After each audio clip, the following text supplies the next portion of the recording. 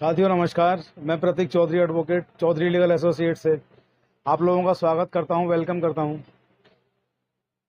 कई सारे मित्र, कई सारे दोस्त सवाल लिख रहे हैं, पूछ रहे हैं। उन्होंने सूचना अधिकार का आवेदन दिया और उनका सूचना अधिकार का आवेदन निरस्त कर दिया गया धारा 8 धारा 8 लिख करके। और उनको बताया गया कि संबंधित सूचनाएं धारा 8 की श्रेणी में आती हैं, इसलिए आपको दिया जाना संभव नहीं है। तो आज हम बात करेंगे धारा 8 क्या है, वे कौन सी सूचनाएं हैं जो आपको नहीं मिल सकती और उनके न मिलने की वजह क्या है, और ऐसी सूचनाएं दिए जाने से क्या चीज़ें, क्या खतरे उत्पन्न हो सकते हैं।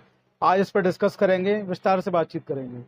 तो आइए वीडियो को शुरू करने से पहले मैं अपने व्यूवर्स से रिक्वेस्ट कर दूं कि जो मेरे नए व्यूवर्स हैं वो चैनल को सब्सक्राइब कर लें, और जो पुराने व्यूवर्स हैं वो भी चैनल को सब्सक्राइब कर लें, जिससे कि हमारे जो लेटेस्ट वीडियो, जो आजकल हम एक सीरीज़ चला रहे हैं आरटीआई की पाठशाला, तो उसमें जो भी हम नए नए वीडियो, नए नए अपडेट्स हम जो दे रहे हैं आप लोगों तक, वो तुरंत पहुँचें, तत्काल पहुँचें।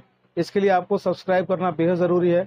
मैक्सिमम शेयर करें, वीडियो को स्किप करके ना देखें, वीडियो को पूरा देखें, आगे पीछे करके ना देखें। आगे पीछे करके आप देखते हैं तो वीडियो की जो महत्वपूर्ण जो बातें हैं उनसे आप कहीं ना कहीं रूबरू नहीं हो पाएंगे, वो आपसे छूट जाएंगी। तो वीडियो को पूरा देखें। आइए शुरू करते हैं आज का वीडियो। कई सारे दोस्त व्हाट्सएप पे और फेसबुक पे और इंस्टाग्राम पे और यूट्यूब पे सवाल लिख रहे हैं, पूछ रहे हैं कि सर ये बताइए कि हमने आरटीआई का आवेदन किया और संबंधित जनसूचना अधिकारी ने धारा 8 का हवाला देते हुए हमें एक पत्र भेजा, जिसमें लिखा हुआ है कि आपकी मांगी गई सूचनाएं धारा 8 के अंतर्गत आती हैं, 8(1) क्लॉज में आती हैं और उनका दिया जाना संभव नहीं है। अतः आपका पत्र निस्तारित किया जाता है, आवेदन खारिज किया जाता है, या मूल रूप से आपको वापस किया जाता है।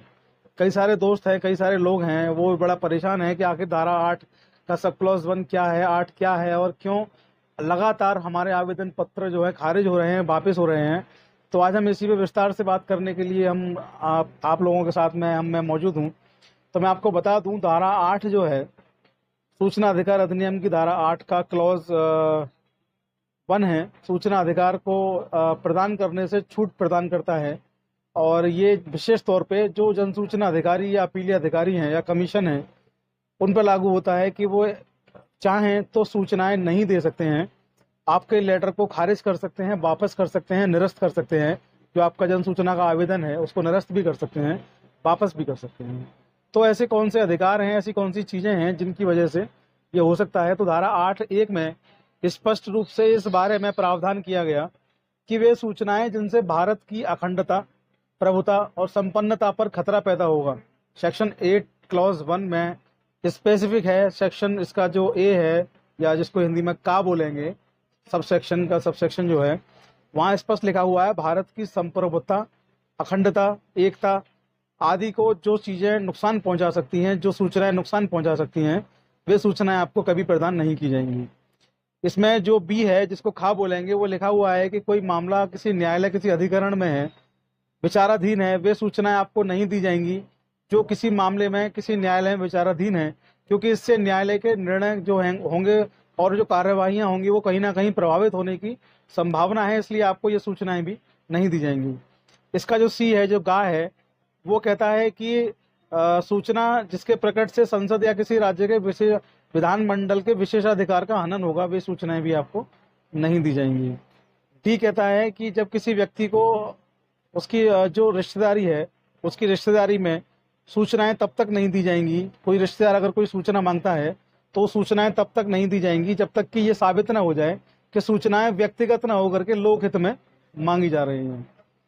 सेक्शन इसके बाद, डी के बाद जो आता है, सबसे जो महत्वपूर्ण सेक्शन है वो है सेक्शन एफ। ये कहता है कि सूचना जिसके प्रकट करने से व्यक्ति के जीवन या शारीरिक सुरक्षा को खतरा पैदा हो सकता है। ऐसी सूचनाएं जिनसे किसी व्यक्ति के जीवन को खतरा उत्पन्न हो सकता है, उसकी शारीरिक जो स्वतंत्रता है उस पर हमला हो सकता है, या व्यक्ति की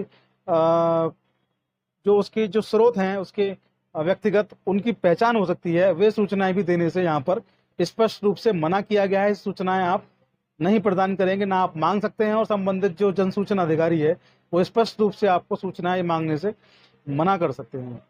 तो ये कुछ मुख्य मुख्य बिंदु हैं कि ये सूचनाएं आपको नहीं मिलेंगी। तो धारा 8 क्लॉज 1 जो है, जो सूचनाएं देने से आपके लिए मना करता है। जो भाई अक्सर जो सवाल पूछ रहे हैं, मेरे व्यूअर जो मेरे से सवाल पूछ रहे हैं लगातार, कि सर सेक्शन 8 क्लॉज 1 का हवाला दे करके पत्र को खारिज कर दिया गया। तो इसमें बहुत सारी चीज़ें हैं 8 क्लॉज 1 में, जिनमें से मैंने आपको A B C D और F जो मुझे उचित लगा मैंने आपको बताया है। और भी सेक्शन अभी बाकी हैं, आप लोग चाहें तो पूछ सकते हैं, मुझे ज़रूरी नहीं लगा बताना, क्योंकि ये बेसिक्स जो कॉन्सेप्ट है वो इन्हीं पे आधारित है। ये सूचनाएं आपको नहीं मिलेंगी, ये सूचनाएं आप RTI के जरिए नहीं मांग सकते हैं, क्योंकि ये सूचनाएं देने के लिए जन सूचना अधिकारी, अपील अधिकारी और कमिश्नर जो होंगे सूचना आयोग के, उनको इसमें छूट दी गई है कि ये सूचनाएं आप नहीं प्रदान करेंगे, ये सूचनाएं आप नहीं प्रदान कर सकते हैं। तो आप जब भी सूचना मांगे तो ये सुनिश्चित कर लें कि वो 8(1) क्लॉज में तो नहीं आती है। अगर आपकी सूचना 8(1) के क्लॉज किसी भी क्लॉज में, ABCD किसी भी क्लॉज में आती है, तो ये सूचनाएं आपको नहीं मिलेंगी, आपका आवेदन पत्र खारिज होगा, निरस्त होगा, या आपको वापस कर दिया जाएगा। आज के वीडियो में इतना ही। आपके कमेंट्स मैं आमंत्रित करता हूं, अपने कमेंट्स, मुझे सवाल आप पूछें कमेंट्स के जरिए। आप कमेंट बॉक्स में लिखें, फेसबुक पेज पे आप मुझे लिख सकते हैं, आप इंस्टाग्राम पे पूछ सकते हैं, आप जो है व्हाट्सएप पे भी पूछ सकते हैं। साथ ही मैं आपसे रिक्वेस्ट कर दूं कि हमारे फेसबुक पेज, इंस्टाग्राम ID और ये तो आप लोगों ने सब्सक्राइब कर ही रखे हैं हमारे यूट्यूब, तो आप लोग हमें फेसबुक पे, इंस्टाग्राम पे और यूट्यूब पे लगातार फॉलो करें। हमारी ID वही है, चौधरी लीगल एसोसिएट। आज के वीडियो में इतना ही, मिलते हैं अगले वीडियो में, दीजिए इजाजत। जय हिंद, जय भारत, जय भीम, नमस्कार।